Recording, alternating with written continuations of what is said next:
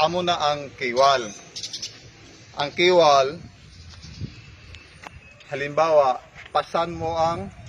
kinapasaan mo ang imo binangon, so ikiwal mo siya sa abaga mo para mag-swing siya. Plus, body mechanics. Okay?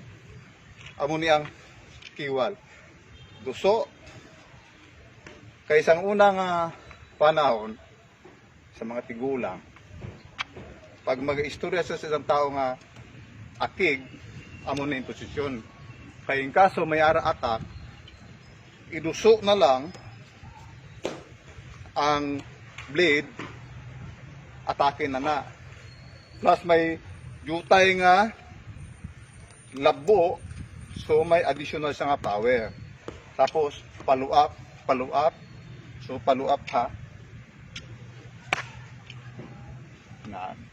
Natun-an ko ini sa ako mga katigulangan sang una, kaya ang lulo ko Anisa Durman, ang akon nga tiyo Anisa Durman.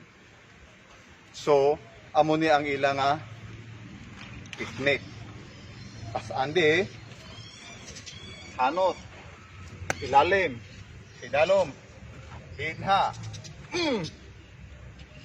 pwedeng sungkite, dalom, pwedeng amo na.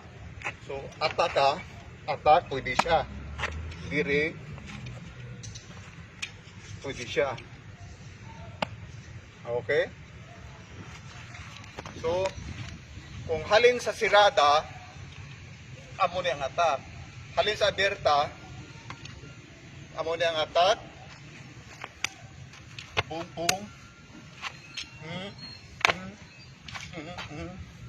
So, puso, dire, liog,